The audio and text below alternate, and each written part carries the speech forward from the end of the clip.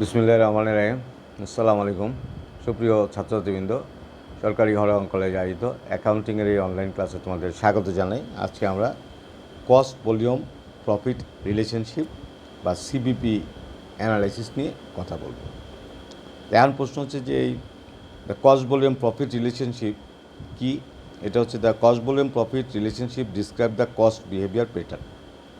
Managers are concerned about the impact of their decision on profit. The decision they make are that volume, pricing, or incurring of cost. Therefore, manager requires an understanding of the relation among revenue, cost, volume, and profit, and this is called cost volume profit analysis. The cost accounting department supplies the data and analyze called CBP analysis and support those manager. এখন এই অঙ্ক করতে গেলে আমাদের সর্বসাকুল্যে 20টা formula কিন্তু অতি অবশ্যই কী থাকতে হবে, জানা থাকতে হবে। সেই ফর্মুলাগুলোর এক নম্বর হচ্ছে টোটাল কন্ট্রিবিউশন। আমরা যদি জানতে চাই সেটার জন্য ফর্মুলা আছে 4টা।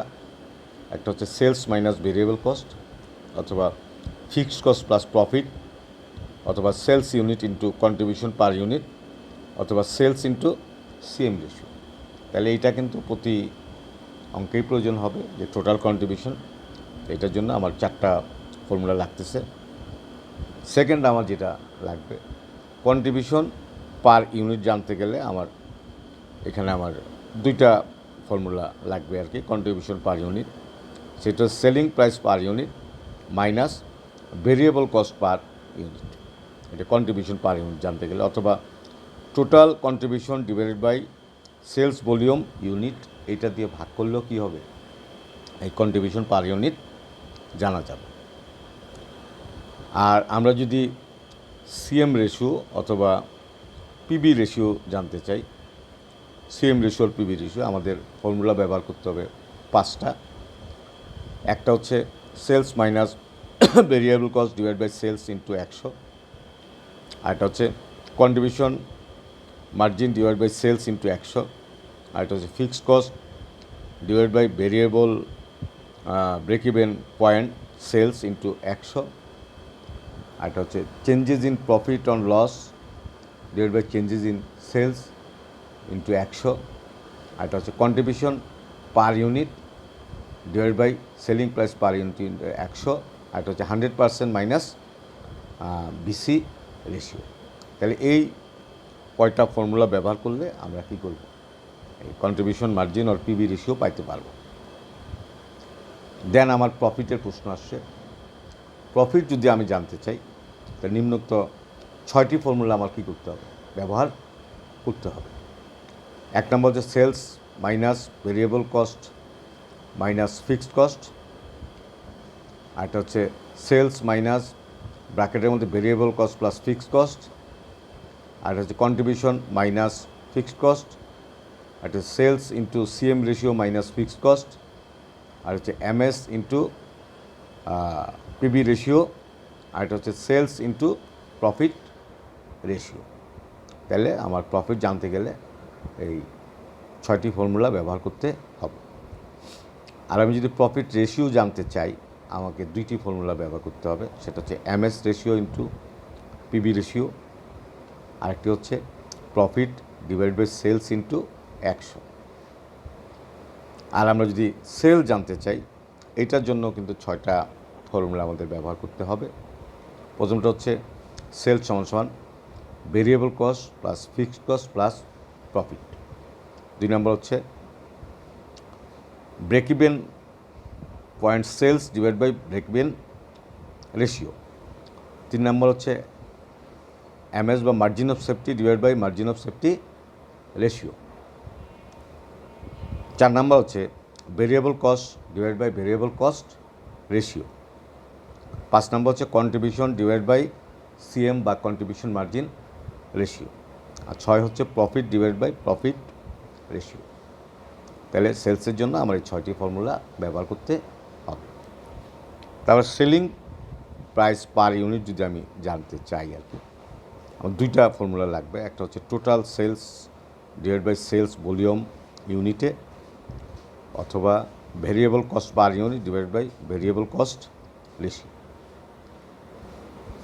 আর আমি যদি ব্রেক ইভেন পয়েন্ট ইউনিটে জানতে চাই, তাহলে আমার ফিক্সড কস্টকে কন্ট্রিবিউশন পার ইউনিট দিয়ে ভাগ করতে হবে, অথবা ব্রেক ইভেন পয়েন্ট সেল যে টাকা আছে তাকে সেলিং প্রাইস পার ইউনিট দিয়ে ভাগ করতে হবে।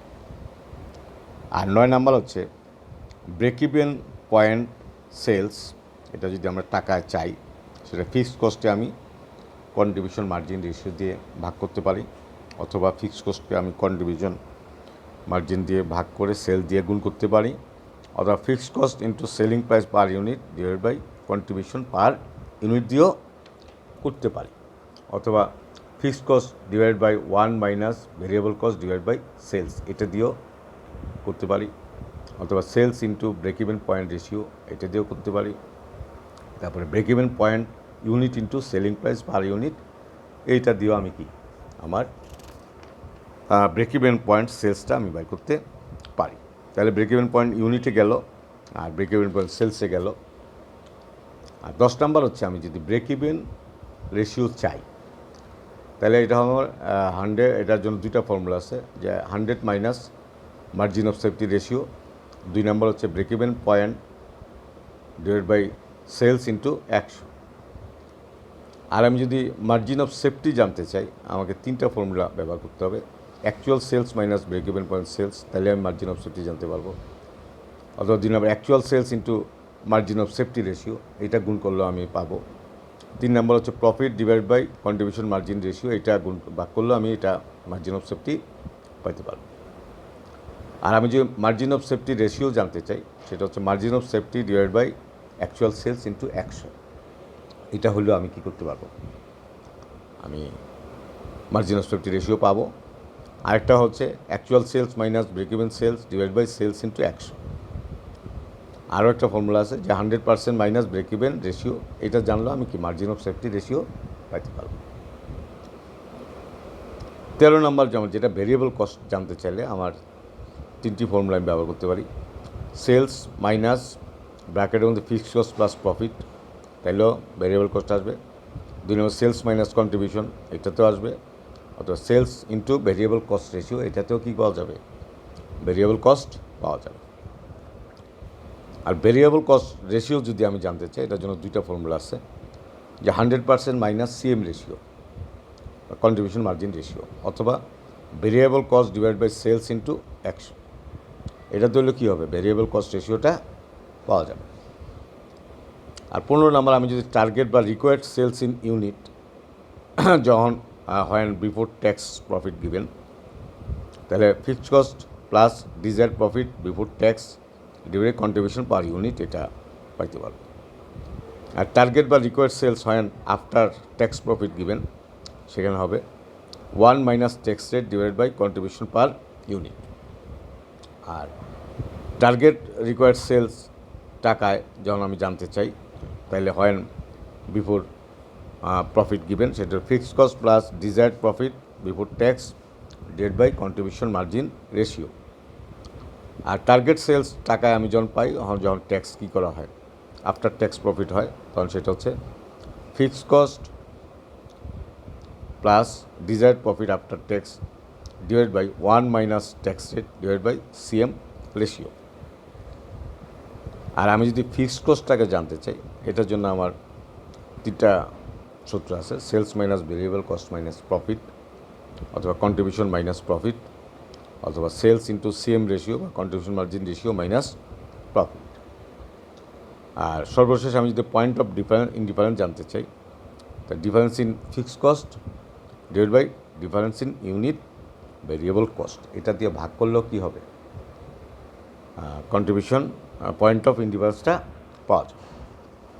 এই যে 10-20টা ফর্মুলা আমি বললাম, এই 20টা ফর্মুলা পারলে এই মানে অন্তত সিবিবি অ্যানালাইসিস নিয়ে বা কস্ট ভলিউম প্রফিট রিলেশনশিপ নিয়ে কোনো অঙ্ক ইনশাল্লাহ তোমার সমস্যা হবে না। তাহলে সবার আগে কী করো, এই টোটাল জিনিসটা আত্মস্থ করো, এবং প্রত্যেকটার মধ্যে 2-3টা করে কী আছে, ফর্মুলা আছে, কারণ সব তথ্য সবসময় কী করা যায় না, পাওয়া যায় না, মানে অর্থাৎ এখানে তোমার একই অল্টারনেটিভ সূত্রের মানি হচ্ছে তোমাকে কী করতে হবে, যে অ্যাভেলেবেল ইনফরমেশন দিয়ে, যেমন ফিক্সড কস্ট বলো, ভ্যারিয়েবল কস্ট বলো, কন্ট্রিবিউশন মার্জিন বলো, break even point unit, break even point টাকা, যাই বলি না কেন, বা target sales unit, target sale টাকা, এখানে কিন্তু সকল তথ্য একসাথে কী করা যাবে না, অ্যাকুমুলেট হবে না। অঙ্কের যে তথ্যগুলো থাকবে আমাদের ওই সূত্রটা কী করতে হবে, ব্যবহার করতে হবে। এই জন্য আমাদের উচিত হবে সবগুলো ফর্মুলাকে কী করা, জেনে নিয়ে যেই ফর্মুলার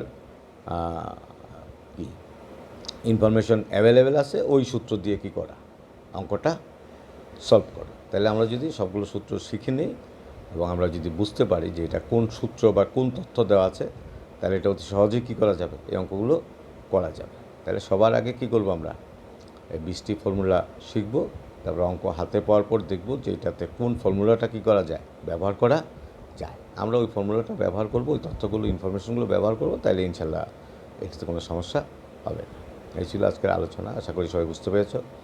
পরবর্তী আলোচনা দেখার আমন্ত্রণ জানিয়ে এখানেই শেষ করছি। সবাই ভালো থাকো। আসসালামু আলাইকুম।